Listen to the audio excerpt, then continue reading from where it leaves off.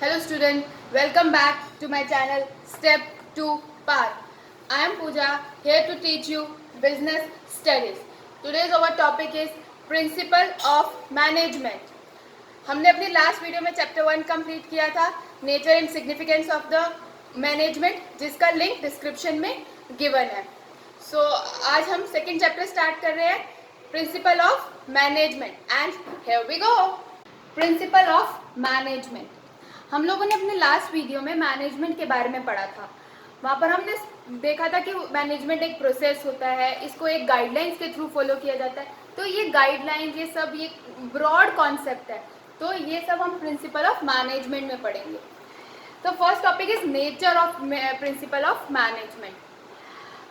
The first point is universal applicability. जो management होती है वो पूरे यूनिवर्स में एप्लीकेबल हो सकती है. मतलब अगर आज एक ऑर्गेनाइजेशन ने एक डिसीजन को फॉलो किया तो वही कोई और ऑर्गेनाइजेशन उस डिसीजन को फॉलो कर सकता है according to their environment, according to their reliability, और यू कैन से कि कैसे वहाँ पर उस ऑर्गेनाइजेशन में काम हो रहा है, उनको किस किस चीज़ों की नीड है. तो अगर वो पहले भी कोई प्रिंसिपल अप्लाई हो चुका है या कोई डिसीजन अप्लाई हो चुका है, वो दूसरी ऑर्गेनाइजेशन भी अप्लाई कर सकती है. तो एक यूनिवर्सल एप्लीकेबिलिटी है, यही यूनिवर्स में कहीं भी एप्लीकेबल हो सकता है. The second point is journal guidance. Journal guidelines में क्या है कि ये एक फिक्स गाइडलाइंस नहीं है कि हमें यही फॉलो करना है, हमें यही फॉलो करना है, ऐसा कुछ नहीं है. ये एक जर्नल है कि हाँ ऐसा कर सकते हैं, ऐसा करेंगे. थोड़ा सा गाइडलाइंस, जैसे टॉप मैनेजमेंट लोअर मैनेजमेंट को ये गाइडलाइंस देगी, ऐसे प्रोवाइड करेगी, ये हायरार्की चलेगी, लेकिन हर ऑर्गेनाइजेशन का डिफरेंट होता है. So this is a journal, this is not a fix guidelines. The third is form by practice and experiment. Experiment, जैसे आज एक हमारे ऑर्गेनाइजेशन में प्रॉब्लम क्रिएट हुई है, तो उसको हम लोगों ने कैसे सही किया. फॉर एग्जांपल हमने 10 प्रोडक्ट्स मैन्युफैक्चर करे और हमेशा 10 प्रोडक्ट में से एक प्रोडक्ट खराब हो जाता था. हमने कोई ऐसा प्रैक्टिस अपनाई, हमने एक ऐसी चीज़ करी जिससे हमारा 10 प्रोडक्ट के 10 प्रोडक्ट सही बनने लग गए. तो ये एक एक्सपेरिमेंट था. वो हो सकता था कि 10 के 9 जो बनते थे वो 8 बनने, 2 डिफेक्ट होने शुरू हो जाते, लेकिन नहीं हुए.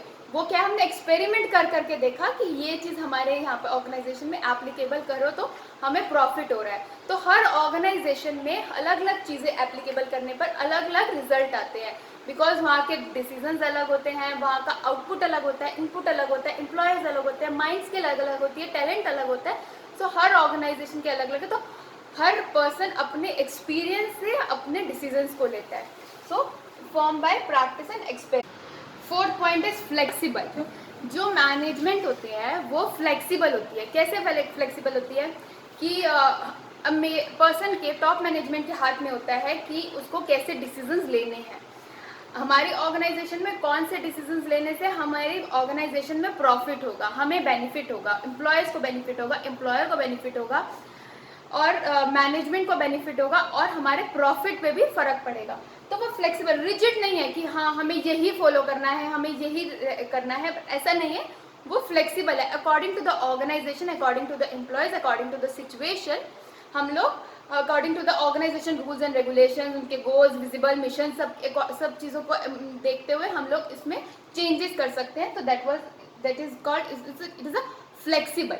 And the fifth point is mainly behaviour. Human behaviour effect करता है किसी भी चीज़ को. आज मैं एक कंपनी की लीडर हूँ, फॉर एग्जांपल, मतलब मैं एक टीम की लीडर हूँ, तो मैं अपनी टीम से कैसे काम करा रही हूँ, मैं उनको कैसे इन्फ्लुएंस कर रही हूँ, मैं उनको कैसे मोटिवेट कर रही हूँ. सो मेरे इन्फ्लुएंस से मेरी टीम काम कर रही है. आज मैं उनको चिल आउट हूँ, मतलब बहुत चिल आउट हूँ, और मैंने उनसे काम कराया ही नहीं, या उनको बताया ही नहीं तुमको क्या काम करना है, मैंने उनको ढंग से नहीं बताया, तो वो ढंग से काम करेंगे भी नहीं. या मैं इतनी रिजिड हूँ कि मैं रूडली उनसे बात करती हूँ, तो वो मेरा काम करेंगे ही नहीं कि हाँ इसने तो हमेशा ऐसे ही बोलना होता है, इसका क्या काम करना है, छोड़ो ना, अब मेरे को सैलरी मिल रही है. तो वो एक मेरे बिहेवियर से मेरी टीम पर इफेक्ट करेगा. सो इसलिए वो मेनली बिहेवियर. तो हम ह्यूमन बिहेवियर में क्या, कैसे हम दूसरे पर्सन को इन्फ्लुएंस कर सकते हैं, और ये तो हो गया मेरे अंडर जो पर्सन काम कर रहे थे। अब मेरी अच्छी परफॉर्मेंस को देखते हुए या मेरे सजेशंस को देखते हुए टॉप मैनेजमेंट ने मेरे से सजेशन लिया कि हाँ हमारे पास ये सिचुएशन होगी तो हमें क्या करना चाहिए। मेरे एक्सपीरियंस को देखते हुए कि हाँ तुम्हारे पास एक्सपीरियंस है तो बताओ हमें ये प्रॉब्लम्स में ये क्या क्या करना चाहिए। तो उन्होंने मुझसे सजेशन लिया और उनको अच्छा लगा। मैंने उनको इन्फ्लुएंस कर दिया कि हाँ आप ऐसा ही करो। तो मेरे इन्फ्लुएंस से टॉप मैनेजमेंट भी इन्फ्लुएंस हो सकती है, मेरे इन्फ्लुएंस से मेरे जूनियर्स भी इन्फ्लुएंस हो सकते हैं। सो वो बेसिकली ह्यूमन के बिहेवियर से इम्पैक्ट करता है। तो mainly behaviour. 6 point is cause and effect relationship. इसमें क्या होता है, कुछ किसी वजह से कोई काम हो गया, मतलब जैसे मैंने आपको भी ऊपर भी पॉइंट में बताया कि मैं एक मैन्युफैक्चर कर रही हूँ कोई प्रोडक्ट, उसके 10 प्रोडक्ट्स में से 9 प्रोडक्ट खराब बनते हैं। तो मैंने एक डिसीजन इम्प्लीमेंट किया, मैंने एक प्रैक्टिस इम्प्लीमेंट करी जिसकी वजह से मेरे 10 के 10 प्रोडक्ट सही बनने लगे। तो मेरी जो प्रैक्टिस थी वो कॉज था और मेरे 10 के 10 प्रोडक्ट सही होने लगे, वो मेरा इफेक्ट था। एक और एग्जांपल इसका हम ले सकते हैं कि मैंने अपनी ऑर्गेनाइजेशन का कल्चर चेंज कर दिया। पहले मेरी ऑर्गेनाइजेशन में 6 डे वर्किंग था, अब 5 डे वर्किंग है। तो उससे क्या हो गया, जो मेरे एम्प्लॉयज़ हैं वो ज़्यादा अच्छे से काम करने लगे, ज़्यादा अच्छे से काम करने लगे तो मेरा प्रॉफिट बढ़ने लगा। तो मेरा कॉस्ट क्या था कि मैंने 6 डे से 5 डे करा, और इफेक्ट क्या हुआ उसका, मेरी प्रोडक्शन बढ़ने लगी, मेरे प्रॉफिट बढ़ने लगे, मुझे बेनिफिट होने लगा। And the last point is contingent. Contingent means हम एक दूसरे पे डिपेंड होते हैं, एम्प्लॉयर्स एम्प्लॉय पे डिपेंड होते हैं। अब मैं अपने सीनियर पे डिपेंड हूँ, मेरे जूनियर मुझ पे डिपेंड है। तो हर बहुत सारी चीज़ों के लिए डिपेंड हो सकते हैं। जैसे मेरे को मेरे सीनियर ने काम दिया, मेरा सीनियर मुझ पे डिपेंड है उस काम के लिए, मैं अपने जूनियर पे डिपेंड हूँ क्योंकि वो मैंने काम उस पर्सन को ट्रांसफ़र कर दिया। सिर्फ सीनियर जूनियर से नहीं, जूनियर भी सीनियर पे डिपेंड होता है। कैसे डिपेंड होता है, सैलरी। हम लोग सैलरी के लिए, मतलब मेन हमारा फोकस जो प्राइम ऑब्जेक्टिव होता है वो मनी अर्न करना होता है। तो मैं काम कर रही हूँ, मैं अगर प्रॉपरली टाइम पे काम कर रही हूँ तो मैं क्या एक्सपेक्ट करूँगी कि मुझे सैलरी भी टाइम पर आए। तो वो कैसे आएगी, मेरे सीनियर के थ्रू। वो मेरे लिए अच्छा रिव्यूज़ देंगे तो मुझे इंसेंटिव्स भी मिल सकते हैं, मेरी प्रमोशन हो सकती है। सो डिफरेंट चीज़ों के लिए। अब अगर मैं ये भी सोचती हूँ कि मुझे इस कंपनी में कुछ इतने साल बाद इस पोजीशन पर जाना है, तो उसके लिए भी मैं अपने सीनियर पे डिपेंड हूँ कि वो मुझे प्रमोट करेगा, मेरे अच्छे रिव्यूज़ देगा, तो मैं उस पॉइंट पे पहुँच पाऊँ। तो दोनों एक दूसरे पे डिपेंड रहते हैं। That is it's a contingent. Next topic is significance. Significance of principle of management. The first point is providing managers with useful insights into reality. जो मैनेजर्स की नॉलेज है, उनके पास उन्होंने क्वालिफिकेशन गेन करी, उन्होंने स्टडी करी, उन्होंने पढ़ा, उन्होंने नॉलेज गेन किया, उन्होंने अपने सुपीरियर्स को देखा। कई एम्प्लॉयज़ ऐसे पास उनके पास क्वालिफिकेशन नहीं है, लेकिन वो अपने सुपीरियर्स को देख देख के सीख जाते हैं। वो सीख तो जाते हैं, वो समझ जाते हैं चीज़ों को, लेकिन उन्होंने कभी इम्प्लीमेंट नहीं करते। तो मैनेजर्स जो होते हैं, जो मैनेजर्स बन जाते हैं, वो उस नॉलेज को रियल वर्ल्ड में इम्प्लीमेंट करते हैं। So this points comes into that कि नॉलेज को कैसे वो रियल वर्ल्ड में इम्प्लीमेंट करेंगे। हम पढ़ते तो बहुत कुछ है, लेकिन रियलिटी में क्या हो सकता है, that will comes under this. Another point is optimum utilisation of resources and effective administration. अब एम्प्लॉयज़ के अंडर काफ़ी सारे रिसोर्सेज होते हैं। रिसोर्सेज हमारे ह्यूमन रिसोर्सेज भी हो सकते हैं और मटेरियल रिसोर्सेज भी हो सकते हैं। दोनों टाइप के रिसोर्सेज को प्रॉपरली यूटिलाइजेशन, उसका प्रॉपर यूटिलाइज करना, उसको प्रॉपर यूज़ करना और उसको इफेक्टिवली अपने एडमिनिस्ट्रेशन में, अपनी ऑर्गेनाइजेशन में इम्प्लीमेंट करना, इसके अंडर आता है। और मैनेजर्स क्या कर सकते हैं, मैनेजर्स साइंटिफिक डिसीजंस लेते हैं। साइंटिफिक उन बहुत सारे डिसीजंस लेते हैं। जैसे अभी तक हम मैनेजमेंट में या अपने लास्ट टॉपिक में यही बात करते हैं कि ये डिसीजन लिया तो ये हुआ, ऐसे डिसीजन ले सकते हैं, वैसे डिसीजन ले सकते हैं, डिसीजन लेने से ये होता है। लेकिन ये डिसीजंस हमारे जो मैनेजर्स होते हैं, ये साइंटिफिक वे में लिए जाते हैं। मतलब बहुत डीपली हम उसको सोचेंगे कि उससे क्या क्या कॉज हो सकता है, उससे क्या इफेक्ट हो सकता है, हमारे एक डिसीजन लेने से क्या क्या चीज़ों पे इफेक्ट हो सकता है। फॉर एग्जाम्पल, हमने अपने प्रोडक्ट की क्वालिटी को इंक्रीज कर दिया, इंक्रीज तो करा, इंक्रीज करने के लिए क्या किया हमने, रॉ मटेरियल अच्छी क्वालिटी का लेना शुरू कर दिया। ये तो हुआ हमारा एक डिसीजन। हमारे इस एक डिसीजन से कितने लोग इफेक्ट हुए, हमने क्वालिटी इंक्रीज करी, हमारा रॉ मटेरियल इंक्रीज हुआ, रॉ मटेरियल की क्वालिटी इंक्रीज हुई। अगर हम क्वालिटी इंक्रीज करेंगे तो हमारा प्राइस भी इंक्रीज होगा, हमारे रॉ मटेरियल का प्राइस भी इंक्रीज हुआ और हमारे आउटपुट का भी प्राइस इंक्रीज हुआ, जिससे पूरी मार्केट में इस प्रोडक्ट का, जो भी हमने प्रोडक्ट बनाया है उसका प्राइस बढ़ जाएगा। उससे कस्टमर्स को भी इफेक्ट करेगा, क्योंकि उनके लिए प्राइस इंक्रीज हो गया, वो अब उस प्रोडक्ट को खरीदने के लिए उनको ज़्यादा पेमेंट करनी पड़ेगी, तो वो बहुत सारी चीज़ों में जाकर इफ़ेक्ट करता है। और वो सिर्फ मतलब ये नहीं है कि सिर्फ कस्टमर्स को इफेक्ट करता है, हमारे इंटरनल ऑर्गेनाइजेशन में इफेक्ट करता है कि ऑर्गेनाइजेशन में जो वर्कर्स उसको बना रहे हैं, जब हम अच्छी क्वालिटी यूज़ करने लगेंगे तो सुपरवाइज़र को और ज़्यादा अच्छे से ध्यान रखना पड़ेगा, वर्कर्स को बहुत अच्छे से उसको मैनेज करना पड़ेगा कि हाँ हमारे जो पूरा प्रोडक्ट है वो सही क्वालिटी में बने। हमें अपनी एक चीज़ को इम्प्रूव करने के लिए सब चीज़ें हमारी इफेक्ट होती हैं। तो that is into the scientific decision. The next point is meeting changing environment requirements. हमारा इन्वायरमेंट जो है वो चेंज होता रहता है, स्टेबल नहीं रहता है।